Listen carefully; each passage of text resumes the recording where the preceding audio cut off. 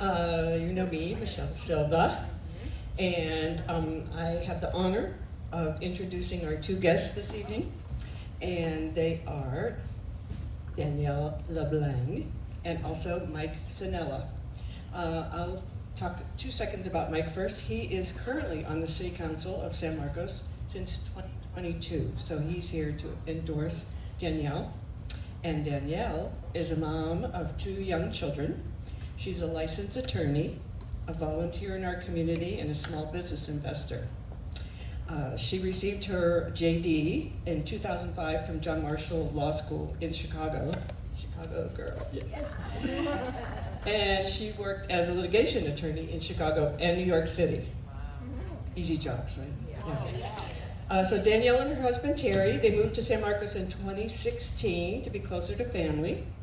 And she currently serves as a co-chair of her PTO at the Children's School, serves on the annual auction committee for the Boys and Girls Club of San Marcos, and she teaches dance to developmentally disabled children at the Terry Campus of Life Schools.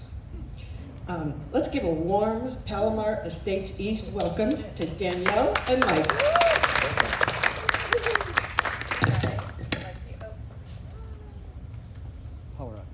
There we go. All right, is that good? Thank you so much for having me. I'm so excited to be here. I haven't spoken with you guys yet. You have a beautiful community, a beautiful clubhouse, and she did a great job introducing me, but I'll just give a little bit more about my background. So I had a successful career as a defense litigation attorney in both Chicago and New York City before I became a stay-at-home mom in 2014 when my son was born, and we were living in New York City at that time. And then when my son was a couple months old, my husband Terry's sister said, "Hey, the house across the street from us is on the market. Do you guys want to move out here?" And this was in San Marcos. And I was like, okay, I just had a baby, I don't know, this is a lot. We had always said the long-term plan was to move out to San Marcos to be closer to his family, but it was just so sudden. But to make a long story short, we ended up buying the house and we rented it back to the owners for a little bit because they weren't quite ready to leave, and we moved out here in 2016. And so we live across the street from his sister, and the cousins grow up together. It's a lot of fun. And then our daughter was born in 2017. And now I focus my time on raising my family and being a community volunteer. I volunteer at the Boys and Girls Club, where I'm on the annual auction committee. I also am the co-chair of the PTO at my kids' school. And I am especially proud to teach dance to kids with developmental disabilities at the Terry Campus of Life Schools. That's been really rewarding. So I'm running to build on the success of San Marcos. We have a really safe, really prosperous city, and I really want to continue that for my family, for all of our families for years to come.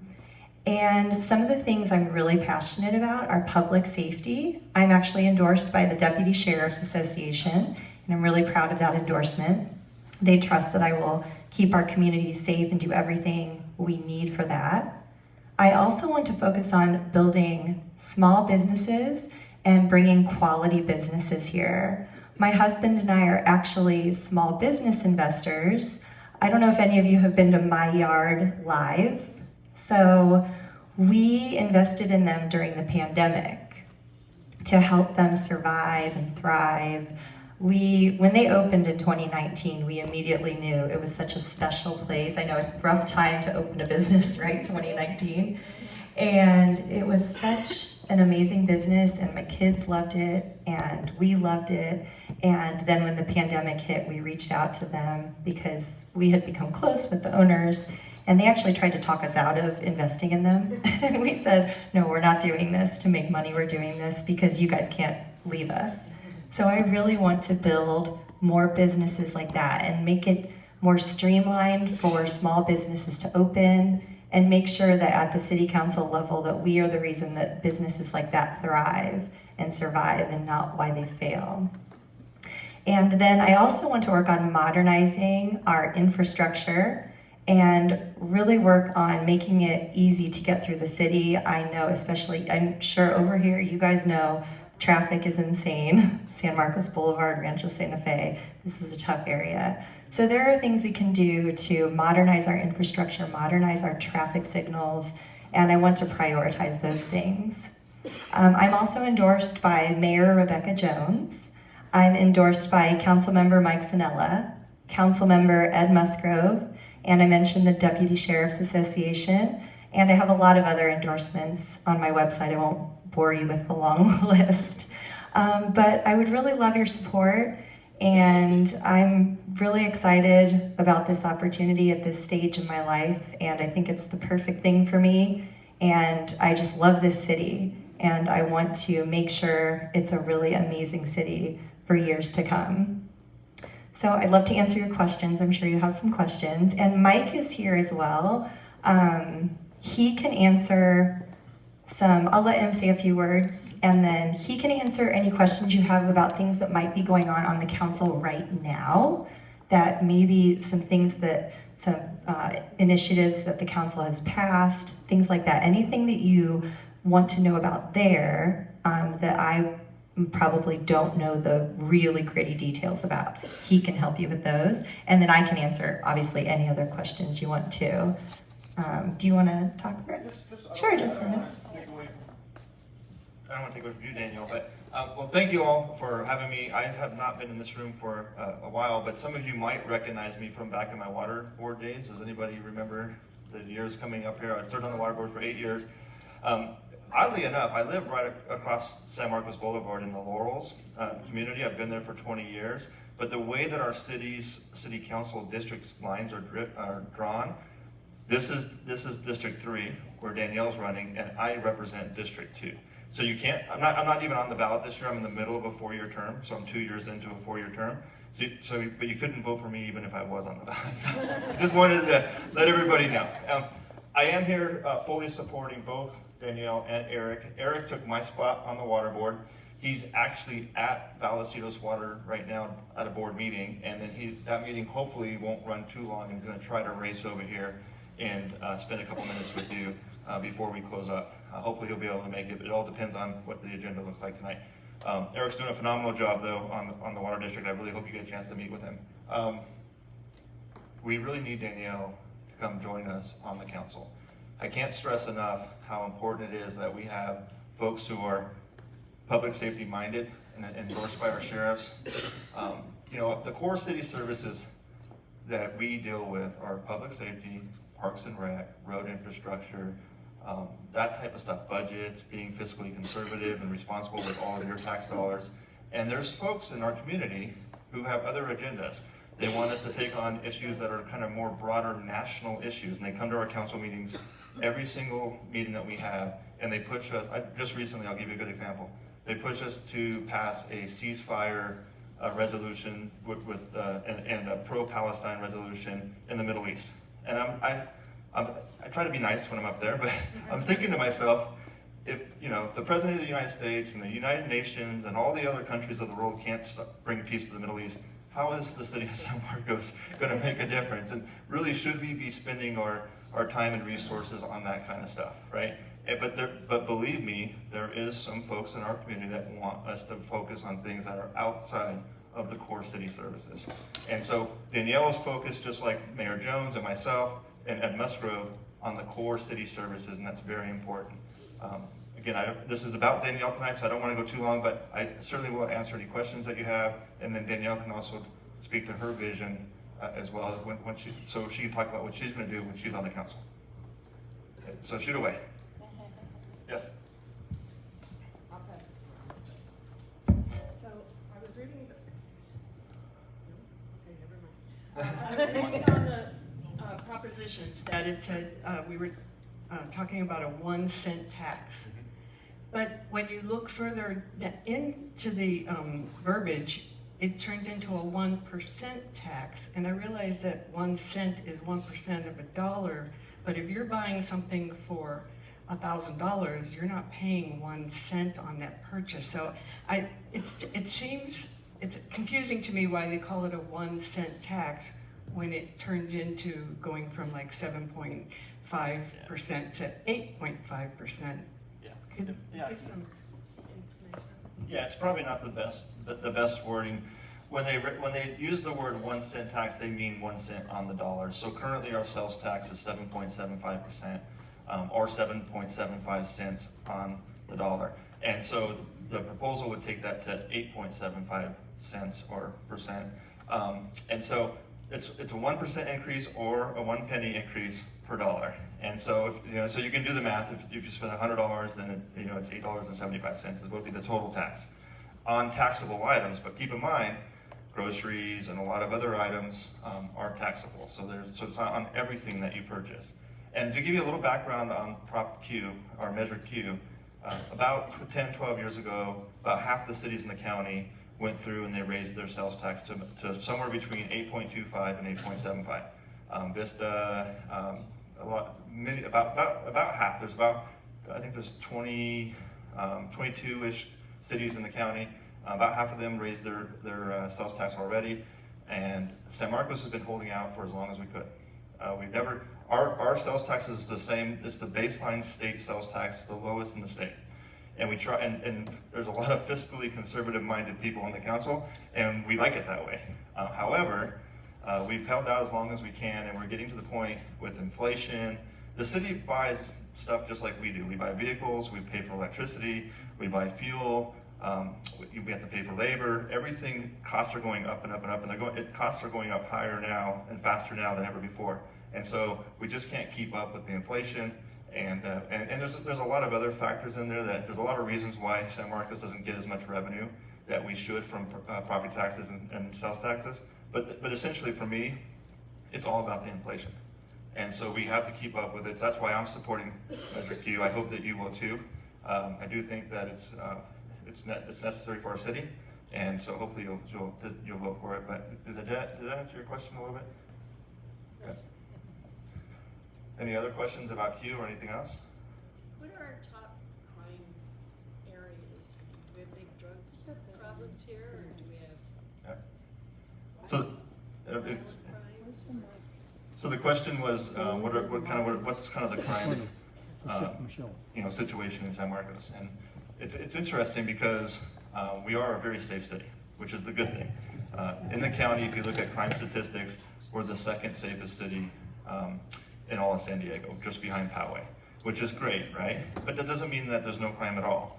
And where we live here, and like I said, I just live less than a mile away, maybe a half mile away. We are kind of in an area where there is a little bit of kind of youth gang activity.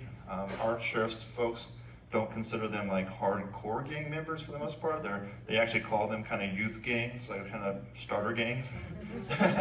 So, which is still unfortunate, and something that we all need to be aware of. That is in our city. However, I would not be too worried about going to Aldi's or going to Albertsons or going out and about to our parks and stuff. It's a very safe city. The kinds of stuff that we do get is Cadillac converters stolen from cars, car break-ins if you leave your car unlocked.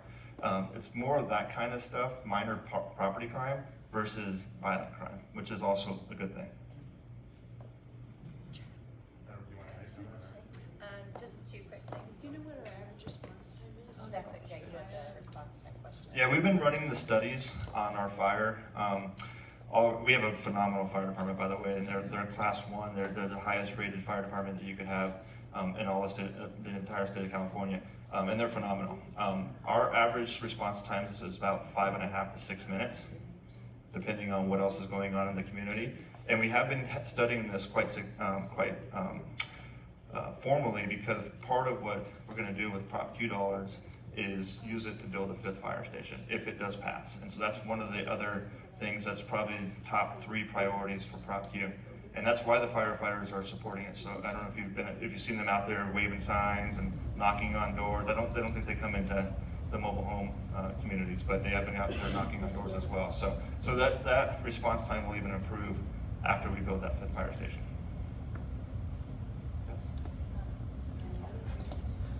My question is for Danielle.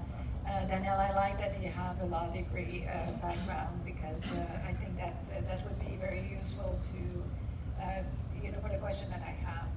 I don't know how familiar you are with the city of San Marcos being the enforcing agency for the California Mobile Home Residency Law and the Mobile Home Act, which protect the mobile home owner from any type of abuse from owners or management, whatever. We're actually a very protected class, and but I find that with the city, even with not Article 16, but the laws of the city is not really in line for the mobile home owners with the general plan. So the city ordinance are not exactly in line with the general plan. The general plan protects everybody in the city, people who own brick and mortar homes and mobile homes. But when it comes to the city ordinance, there are loopholes actually that does not protect us. And that is something that, when I'd love to meet with you, and I've been studying it in great details, and because I think it is important. And I don't know how familiar you are with the GSMOL, the Golden State Manufactured Home Owners League. And GSMOL is more, I'm a member of GSMOL, and we do more at the state level, and so it's more legislation to protect homeowners at the state level. But I also would like to work with the city to, of course it takes time, but to have the city ordinance to protect the mobile home owners. So I wanted to know how familiar you are with being the agency to, because the city basically represent the mobile home, the MRLs, and the mobile home acts. So, thank you. So that is, I'm new to politics, I should mention that. So I am running because I love this city and I know that I would be really good at this job, and I think that I can make a difference at the city level. So I'm still learning a lot. And I will be honest, I don't have a lot of knowledge. I have like a peripheral knowledge of the mobile home laws. But if I'm elected, that is something I want to delve into. I really am passionate about protecting our seniors. You guys have a lot of wonderful 55 plus communities here, and I want to make sure that you guys are protected and that you guys are treated the same way as any other homeowner in the city, and to make sure that you can afford to live in your homes. So I would love to meet with you. I promise you I will learn more about that. And one of the things I really want to make sure that I do when I'm on the council, I want to meet with people that want to meet with me. I will have a coffee with anybody. I want to learn as much as I can. I've been door knocking since June, and I will tell you, I have learned so much talking to voters. It's my favorite thing to do. I was joking with my husband the other day that when some of the negative campaigning stuff is started getting into my head, I'm like, okay, I just need to go knock some doors and talk to voters, which I don't think a lot of politicians say that, but I really, that's become my way to clear my head. So I really love talking to the residents and hearing, because it's hard to get an individual voice heard. And when I'm at their doorstep, they're like, oh, you really want to hear what my concern is? And I'm like, yes. And then I'm like, some of them, I'm like, I wasn't even aware that this was an issue. And and then I say, okay, yeah, I'm writing down your number. If I'm elected, let's dig into this deeper. I'm really serious about that. That's something that excites me about the job is, having everybody have a voice and being a voice for everybody. So yes, I'm not gonna sit here and say, oh yeah, I know all about that, but I really want to learn and see what I can do to help you guys. And that's why I'm so excited to be here and to be able to get into the 55 and over communities and hear about their concerns and talk about my vision and how I wanna help you too. Oh, wonderful. Well, it's good to hear because there are 18 mobile home parks in San Marcos with 3,500 homes, and so it's a lot of people. But I really believe actually it would not take much just. Oh, it it would not take much, I think, just to have the It's a part of the city ordinance is to be in line with the general plan would be wonderful, because it would really streamline things for us, the mobile home. Yeah, I was gonna say, do you have anything you'd like to add to that? I'm sure you know a lot about. Yeah, so we also have mobile home residents in San Marcos that come to every single one of our council meetings, and good for them. I'm glad they're getting involved. We've traditionally had some really good ordinances that have a lot of good protections in for mobile home residents. Those ordinances do need to be reviewed and need to be caught up to speed. There used to be a group called SIMRA, you're probably familiar. Yes. I don't know, Tim, but they haven't been as active or as large as they were once. There's a movement amongst some of the neighborhoods trying to put SIMRA back together because they want to have a stronger voice. And I've been working with Tim and a few other folks to try to help bring everybody together so we can work on that. We're also talking about establishing a mobile home residence, I don't want to call it a commission, but kind of an advisory committee. So that way there's a group of folks who are invested in the mobile home communities, who are knowledgeable about what's going on, and then that gives them a platform to sit down with the council and with city staff to be able to kind of work through some of those things and improve upon the ordinances that we have, because we have a good foundation to start from, but they do need to be updated. The other thing I'll just mention real fast, Palomar Estates East and West, for that matter, are gorgeous. And I can tell you, there's a reason why you're all not coming down to our council meetings, but there's some other mobile home neighborhoods in San Marcos that the ownership is neglecting the neighborhood and neglecting the residents, and it's really a shame, and that's why I'm so passionate about trying to get that fixed. And I know Danielle will be too. Wonderful, well, thank you, Mike, and whenever that time will come, if you are, building a group within the city, I'd love to participate. Yeah, and share we'll the exchange knowledge numbers that- before I leave. Okay, thank you. There was one thing I wanted to add about the public safety. We were just named the #1 safest city over 90,000 population in San Diego County. So that's really amazing. And then with regard to the gangs, the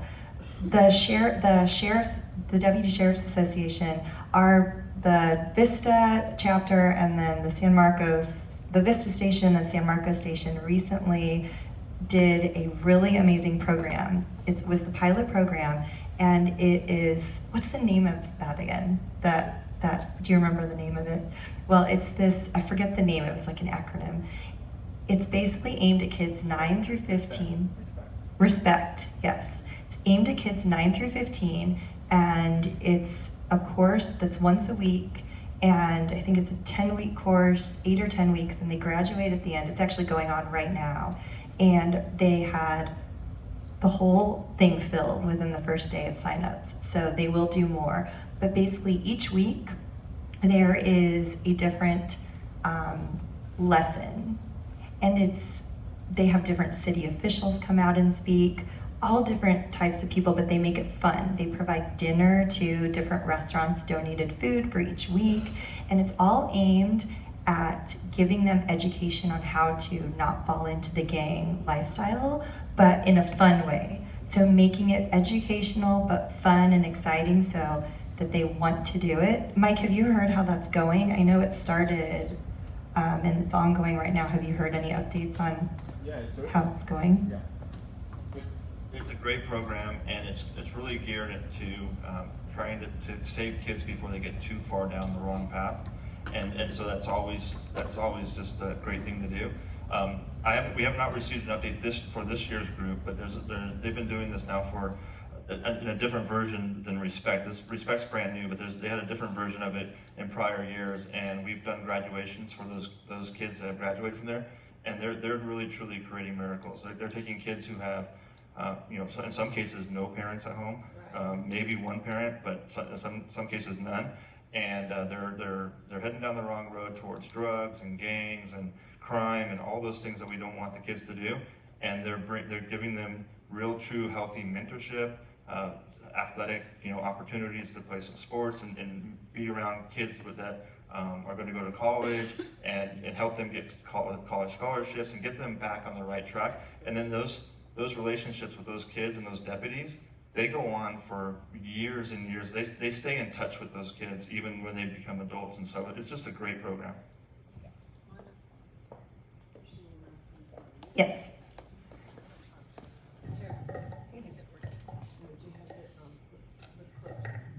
Hello? Okay.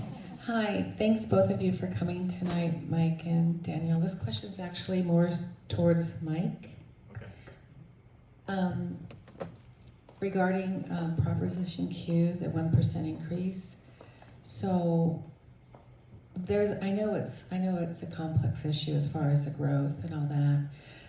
And I understand that, our builders here are getting incentives for multifamily dwellings versus single-family homes because of the cost of housing in San Diego. So I come from another part of San Diego County. My husband and I had a family home for almost 23 years. And we had a lot of growth into East Chula Vista, and we lived in a master plan community called Rolling Hills Ranch. When they developed East Chula Vista, correct me if I'm wrong, I think East Chula Vista is the largest suburb in San Diego, like the second largest school district in the state of California. All of eastern part of Chula Vista was very well, there was a lot of forward thinking, and the planning with the city and the people that represented the folks living there, they wouldn't let the builders build unless and they didn't do a part of it, they did all of it. They built in Melrose, they built in the cost in the homes, which basically built for every bit of infrastructure, fire departments, roadways. They piggybacked some additional funding to schools for bonds, even though the schools there had a lot of funding. So I'm just wondering, it seems like we're a little bit more reactionary and oops, look what happened. And I know COVID was a curveball, but our economy is always like this. Is it a recession? Is it an inflation? Is it stagnant? So when we're in the city, planning is where I'm more thinking of this being a little more responsible and being able to plan. They should be looking at things 10 and 15 years out from today and knowing our cycles and our economy. So I'm just wondering, because 1% is a lot to put on the entire population here. And San Marcos, when my husband and I, we looked at this, we researched for 2 years before we moved here. It has a large senior population. And those people are not generating incomes like they used to. So that's something you guys will want to, and maybe you are aware of, that's part of the reason the taxes. So you know who we are, what the profile is. So again, we came from a community that was, East Chula Vista is huge. Yep. And all of it was funded by young families buying homes in their 20s and 30s and being able to work for another 30, 40 years. So can you? Yeah, Okay. definitely. So we did, in San Marcos, we do, every city has water district fees, school district fees, and city fees that go into the house, so that basically the developer is paying to buy into the existing infrastructure. And then every development that's built has to build out all of their immediate infrastructure for their neighborhood. So we do all that, but if you look at San Marcos, the last two large neighborhoods that were built was San Leo Hills. So I'm talking about very large ones, the master plan communities like the ones you're talking about in Chula Vista, and then Santa Fe Hills. They were about 20 to 25 years ago, right? And so those they did have Melrose on them, and those bonds they're still there, but they're coming to an end. So that's part of the issue. And we don't have, San Marcos as a city, we're for the most part built out. I know when you look around, you see a lot of building going on, but it's not the big master plan communities like you're talking about in Chula Vista. It's a lot of infill projects. And then with those, one of the challenges we have is a certain percentage of all the new homes are deemed affordable housing. They're subsidized. And a lot of people don't know this. Affordable housing is great because it helps people get into a house, but they don't pay into property taxes. That's part of the incentive to get them to be able to afford to have the place. So they're not contributing to the tax base. And so the more affordable housing you have, it's people that are driving the streets, call in the sheriff, call in the fire department when they need them, which is great, we want them to, but they're not contributing to the property taxes. So it's kind of complex, and so there's a lot of different reasons why we're at a point now. We've been holding off for over a decade trying to avoid this. But there's a lot of different reasons why where we're at today and why we need it today, unfortunately. I don't know if that answers your question. You don't seem convinced. Can take some out. They're getting, I know the incentives that some of the builders are getting around here for the multifamily homes, so Lambert and all those guys, so it's just something to think about. Because, again, there's a large senior population and they're not able to No, I know. take the burden. My mom lives two neighborhoods down in Las Brisas Pacificas, and I don't even know, I'm not 100% sure she's gonna vote for it. And so, I hear you loud and clear. I was just gonna make a comment. We are way the lowest of anywhere. You go over to Walmart and you're gonna pay 87.75. You know, we're lower than any place around us. So it wasn't really a question, it was a Yeah, like I said earlier, you're absolutely right. If you go to Vista, if you go to the Target right here off of Business Park, it's already, the sales tax is already 8.75. About half the cities, like I mentioned earlier, went through this about 10, 12 years ago. We've been holding out as long as we can. And now you see like the Encinitas, El Cajon, Santee, us, now the other half who didn't do it 10 years ago are forced with having to do it. We don't have, we don't sell a product, right? And so we can't just raise prices. The only thing we can do is raise revenue through the different tax sources that we have, and the one that we can control the most, and the only one that we can guarantee 100% of that extra penny, or that extra percent, to be clear, is sales tax. That 100% of that extra percent is going to stay in San Marcos, and not a penny of it's going to go out of our city. And so that's also important, because there's other taxes on the ballot this time around from the county and from the state, and very little of that is actually going to benefit San Marcos. Prop Q is going to be 100% beneficial to our city. And the food and soap and things like that, this is not taxed in Correct. essence, right? Correct. So it's if you purchase a car or purchase a Well, refrigerator or. Exactly, yeah. Yeah, so food, feminine hygiene products, those types of things are not, medications, they're not taxed. But yeah, but gasoline is taxed. That's probably the worst one, unfortunately. That does have a sales tax on it. Anything that you buy, TVs, refrigerators, all those types of things will be taxable. And also, I think that it will allow people who come from another city and shop at our, oops, sorry.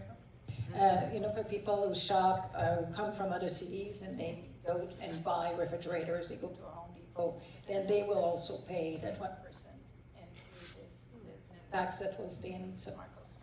No, that's true. And I forget the percentage, but there's about 40%. 40% of our sales tax revenue is from people who don't live in San Marcos. That's right, because our taxes are less, Which is really good. That's really good. Yeah. Yeah. Just because we're not the highest doesn't make the price make the highest, but that's a No. very good economical gain. Yeah. Yeah, because we will get those dollars of people and. We used to have it in Oregon, but they had no sales tax, and Washington took it. Yeah, you always have to remember we're a commuter city. We have so many people coming in, a lot of healthcare workers at the universities, students. So we have a huge number of people spending money here every day that aren't the residents. You go 3 blocks from Vista, you go half a mile, or Oceanside, you go, That's right. Exactly. One thing I also wanted to mention about Measure Q is one thing that's become a really big problem for San Marcos is our property tax allocation. We only get 6.6% for our property tax allocation, which is the lowest in San Diego County.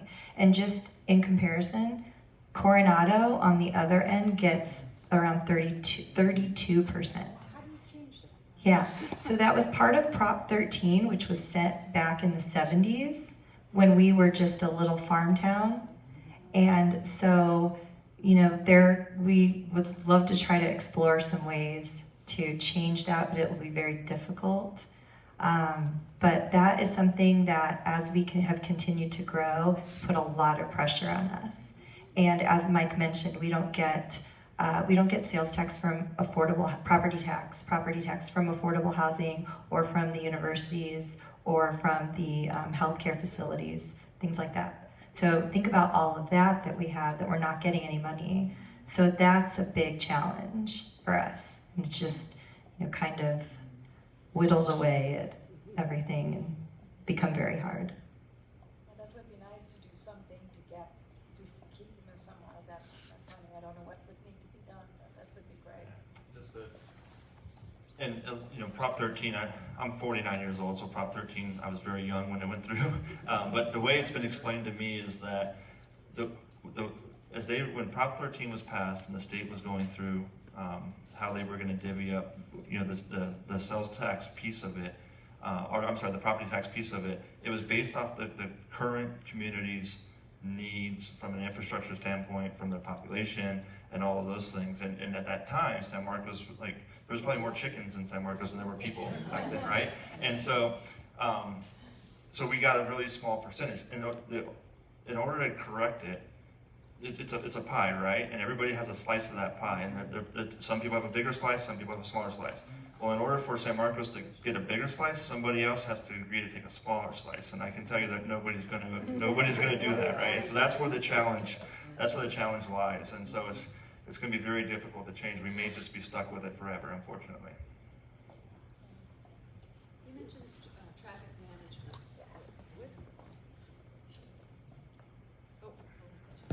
Yeah. I was just saying, you had mentioned the traffic management idea. What are your ideas for that?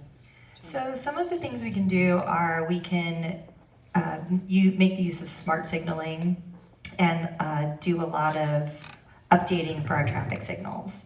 So that will streamline the timing and let AI do the work. We actually have a very high-tech traffic light system, and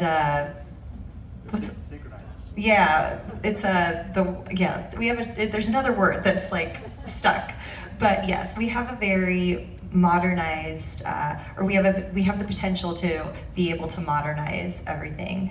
We have a very high tech. Oh my gosh, sorry. What? Yeah, you guys know what I mean. Yeah. What does it take to do that? Money. Okay, and that's the reason that it Money. hasn't been done? Money. Yes. Yes. That's why it hasn't been done. Exactly. So we actually have it all set up. Before the pandemic, they were going to start some trials of that, and then the pandemic hit. That got put on hold. So we definitely have the setup ready for some areas, and I'd like to prioritize getting that implemented and then also expand it to other areas. And I also want to just keeping up our infrastructure in terms of potholes, just keeping the roads, safe, free from debris, keeping our storm drains clean. All of those things help the infrastructure, help people move easier. And then as we continue to build and grow, I'd like to make sure we have very, very solid plans in place for how we are going to deal with the traffic ramifications of the developments that are going in. And I know, for example, Restaurant Row, they have a great plan for right there where there is going to be a turnout lane. So when you go into the Restaurant Row area, there will be a totally separate lane to get into that, so it won't back up traffic on San Marcos Boulevard like it has in the past. So I just want to make sure we're really focusing on our forward thinking and make sure that we are planning for that way in advance and not waiting until too close to when the development is done. What I saw a lot in Encinitas and Carlsbad is they would widen the roads and then put all the buildings in, and then the wide roads weren't enough to handle it. It was always a step behind. And I want to avoid that. Yeah, and I think that's where being a litigator, an attorney, comes in handy.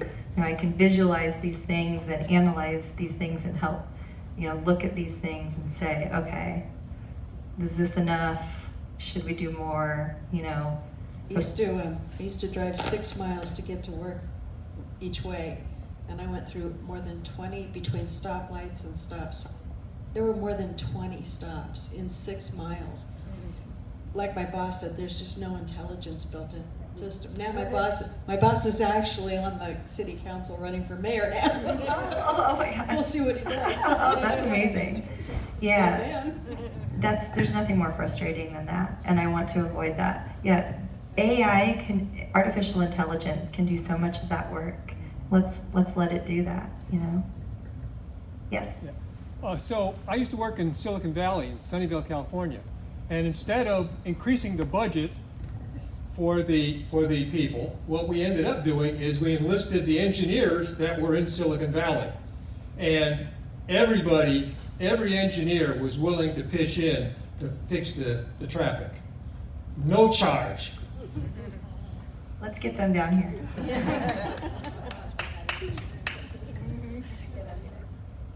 Yes. I want a sense of urgency to make me feel better that I'm voting for more of a tax. And my understanding is that if we don't have that tax, we're going to keep dipping into the reserves of the city and then heading towards a situation where it's going to take a whole lot more than 1 penny.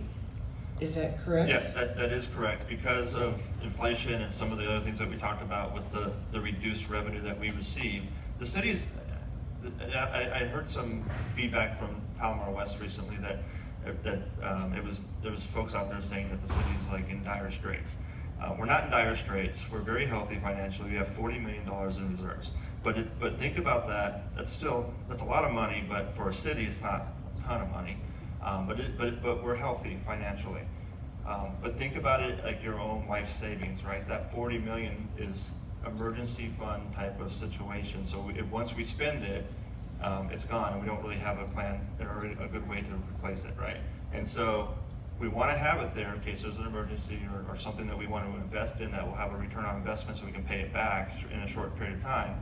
But we're at the point now, year over year, if we don't have Prop Q, then we're going to have to, either make some additional cuts, which we've been cutting for the last 2+ years since I've been there, or we may have to dip into those reserves, and we're trying to avoid that.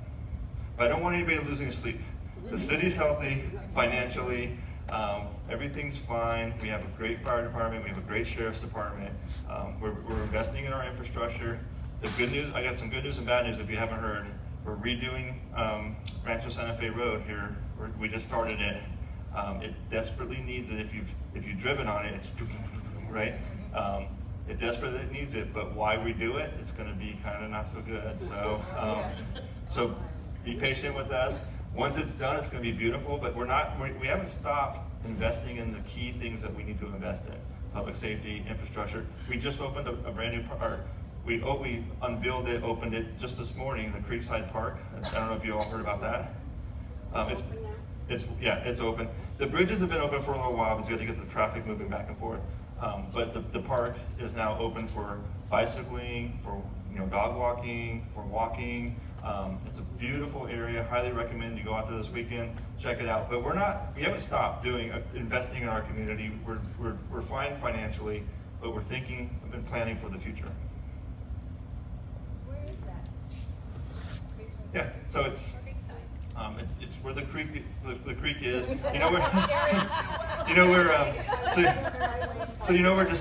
Where Discovery Street is. If you go down San Marcos Boulevard, you can go across one of the new bridges, which is on Via Veracruz, and the bridge goes right over it. And so you can park over there and then walk around. The parking, it wasn't designed for there's not like a parking lot for it, but there's parking like on the street and the shopping centers around that. It's designed more to connect North City, which is the new development over by the university, and San Marcos Boulevard. So it's designed for folks to walk to, bike to, and that kind of stuff. But you certainly can drive there and then park and go use it too. Can you get to it by Winco? You can. It is Yep. over there by Mhm. Winco. Yeah, it goes that entire stretch. This is just me, this isn't the city, but I'm calling it speaking of New York, I'm calling it our own Central Park. It's a big rectangular shaped park that stretches all up and down all of Discovery, has a 1.1 mile trail around it. It's beautifully landscaped. When it does rain, it'll have some water in there, which will be nice. It's just a beautiful outdoor amenity for us. Plans for it, and it looks beautiful. Yeah, thank you. I'll have to go over and see it. So don't lose any sleep. We're building roads. We're opening parks. And we just opened the park right down the street here at Bradley Park, the bike pump track. That was a couple months ago. Since I've been on the council for 2 years, we've opened 4 parks in my time, in just 2 years. So they don't call us San Parkos for nothing. And so the city is doing, I think the city is doing great. And I don't say that because I'm on the council. I've only been there for 2 years. These things that I'm talking about today, these were planned years ago before I was there. So I can't I do take credit for it because I'm a politician. But I really can't, right? And so I'm just bragging about our city because we're so blessed that we live in such a beautiful place. Yeah, the Creekside, the Creek District was 40 years in the making. We were at the ribbon cutting this morning and I learned that. I did not know that it was 40 years in the making. And there were some people there that were working on it 20, 30 years ago that were just so excited to see it come to fruition. It was so beautiful. It's such, yeah, so definitely go check it out. And then one more thing about the sales tax, they're estimating it will bring in an additional $20 million a year to the city in revenue. Just wanted to put a number on that. That's huge. Yeah. Yeah. Yes. 10-year period. Yes. Not per year for 10 years? Yeah. Yes. Or 10 year, you're estimating for 10 years. Yeah. Per year. Any other questions? And Erik is here too. So he can talk to you guys if you don't have anything else. You can also ask me questions after too if you think of anything. Mike, do you want to introduce Erik since he took your place on the water board? I know you mentioned him. Yeah, I mentioned Erik earlier. I know it's getting a little bit late, so I won't go too long-winded, but Erik took my spot on the water board after I got elected to the city council. I was on the water board for 8 years, ran for city council, won, and then Erik took my spot, and he's been doing a phenomenal job. He's going to probably talk about this. I don't want to steal all this thunder, but he's already saved us millions of dollars with some of his creative investment. The guy's a genius, and I was going to give you his background. He's a tech entrepreneur. He knows a lot of different things about technology and investments, and he's bringing that to the water district and modernizing our water systems and modernizing the way we do our finances at the water district, and it's resulting in lower rates for us. And so, again, I know you're going to talk about all that stuff, so I won't go too much into it, but Erik Groset. Thank you. Thank you for that very nice introduction, Mike, and thank you for being here. He came here to support Danielle and I, and it goes a long way, and it tells you his true intention that he really wants the best city for all of us. And I can't thank you enough for your support. And Danielle, wonderful job, really rooting for you and voting for you as well. And as Mike said, my name is Erik A. Groset. I'm running for election on the Vallecitos Water District Division 4, which is where you all live in this wonderful, beautiful community here. And you know, I'm doing it for these two little ones up here. So I got a second grader and a kindergartner. I've got Emerson and Bianca. And you know, I look to the future and I see a world similar, not unlike what you see, where taxes are going through the roof, and how are people going to be able to afford it? And so for me as an entrepreneur, and when Ken was saying what happened in Silicon Valley, that resonates a lot with me, because we need to look inwards and not outwards by asking for more money. And I'm happy to report at the water board in the 2 years that I've been on it have been the most successful years in keeping your water bill low. And it's the one bill that stayed consistently low as every other bill went through the roof. I'll be the first to tell you to vote no on Prop 4, the Prop 4 water, and they call it climate change, which is really open-ended and means that they're going to give lawyers and consultants the vast majority of that money. And that's, you know, no offense to lawyers and consultants, they need to work too. But leaving it so open-ended is not a good way. And there was this huge water prop maybe 15 years ago that was supposed to build all these great reservoirs that were going to store all of our water. Guess how many they built? Zero. Zero of them. And there's talk of one almost on the cusp of getting permission to be built. And that's how bad it is. And guess where all that money is? Absolutely gone. So now, if they're not going to be good stewards with that money, then you have to leave it to the local politicians to handle the job and pick up the torch and run with it. And that's why I vote no on rate increases, and I will always look inwards in renegotiating contracts, and as Mike was alluding to, looking for alternative sources of revenue. So like the city, we have a reserve fund, and on that reserve fund, when I came on the board, they were making 1% on that money. And we're talking tens of millions of dollars, okay? In your public life, would you be happy with 1%, even during downtimes, on tens of millions of dollars? Absolutely not. And so I came on the board and I said, this hasn't been looked at in a long time. We really need to adjust our strategy. So they link me up with the finance committee, and we interviewed the people who had been directing investments for us. And they had us in the worst bond strategy I had ever seen in my life. They had bought bonds that were just absolute garbage, and I mean, losing money, which is why the balance of it all netted out to 1%. And I said, do you have any good answers for this? Like, why wouldn't you just take the loss on and put it all in treasuries and make 5% right now? Because it'd be way better to make that $5 million this year than keep eating the losses. And so they gave garbage answers, and I said, okay, just explain it to me like I'm a 5th grader. They could not do that, and I said immediately to our general manager, we need to fire these people. So we did end up firing them. We got a new investment group on, and what I said resonated with them, and we got it all switched over, and this year alone, it's an extra $4.5 million up to this point. It will end up being closer to $6 million by the end of the year, and it's stuff like that. That's the difference between rate increases. And I will, like I said, always look inwards, renegotiating contracts, and it's that startup entrepreneur mindset that we can do better, and we don't need to ask for more money to do it, because there's a ton of money that we're getting already. We have over 100,000 customers, and with this new developments, they have to pay water bills, so we're lucky in that. So the money's coming in. We just need to be more efficient with it, and that's my commitment to you, being on the water board, is that I will be more efficient with that money, and I will vote no on rate increases. And on that measure 4, please vote no on that too, because they do not need that money. We're doing okay in the water world. So, thank you. Yes, ma'am. So, thank you for doing that. I'm gonna go. Thanks for going in and looking at things before jumping outside to do a quick increase. Just thank you for going in and looking at it operationally and financially. I'm going to the Water District for a 6-hour tour tomorrow. I will be there. You will? Okay, you're going to see me with my. you'll see me with my garden 16 group. hours. Yep. Okay, yeah. So anything I should look for? Or? It's a wonderful. It's called the Water Academy, and we invite everyone to go. It's kind of last minute at this point for anyone else to go because they have to prepare and get lunch and stuff like that. But I encourage you next time around to come, and Jenna will report back to you what she learns.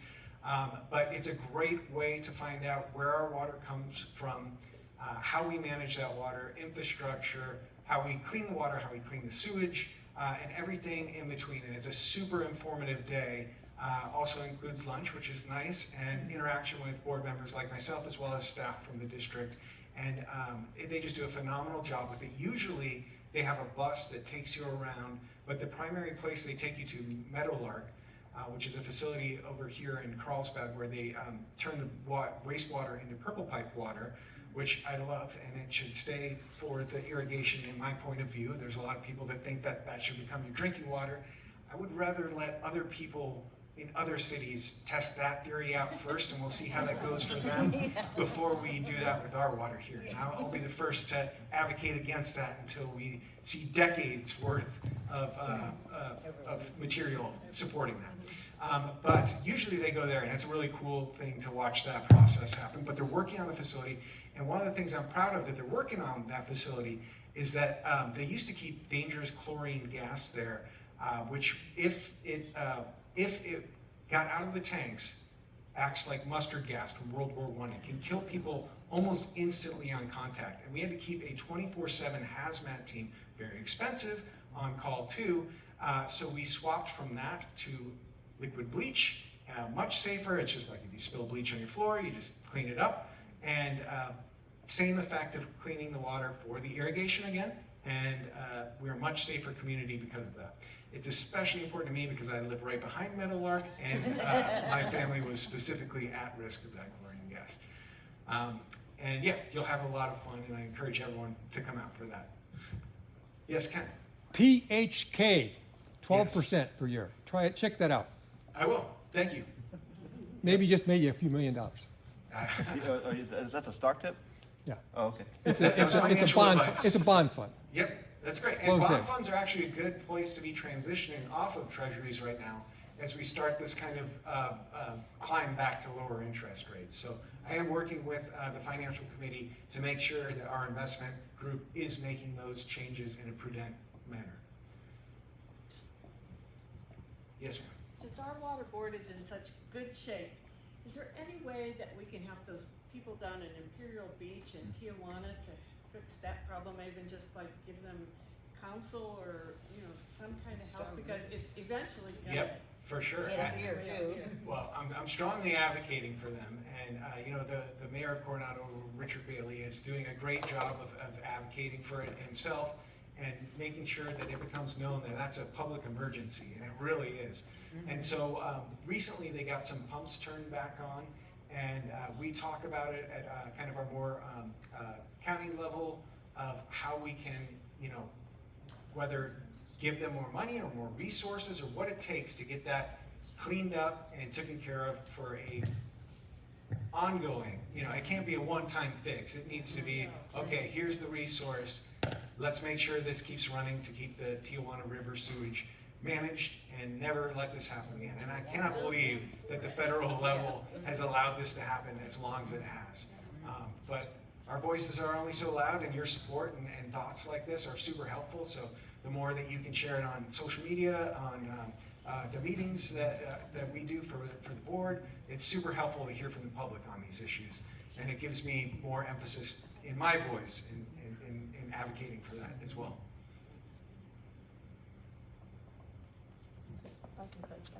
All right, I'm going to turn it back to Danielle. Thank you so much for your time. Erik A. Groset, thank you. Thank you guys so much again for having us. And if anybody would like a yard sign, I have some yard signs. I have a few back there. I have them in my car. Or if you don't want to take it with you, I have a little sign-up sheet back there. You can just write your name and that you want a yard sign, and I can drop it off tomorrow. So would love your support. If you have any other questions, feel free to grab me. I'd love to get a photo too. We could do a photo with anybody who'd like to be in a photo. Here, how about we do a group selfie? Thanks again. Group selfie, sure.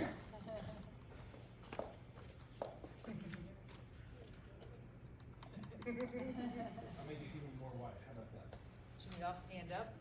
Eric's a good photographer. He does good selfies. Go and take a picture of them. Thank you so much. Yeah, thank you. Thank you, Danielle. And we'd like to thank you so Thank you for much the stock for tip. taking Or the the time bond out of your tip, rather. evening away from the kids, the beautiful If you children find you anything have, out about it, I and sure for would like to know. helping Yeah, us 'cause to we're better in it. understand what Okay, our government's 12% a doing year, in San paid Marcos and monthly. what we can do. And so thank you That's so good. much for There that, you go. and Yeah. wish you the I best don't know. in We'll have to see. I'll keep my your kids. campaign. Thank you. Oh, nice. Sorry. All right. I guess we're done. All right.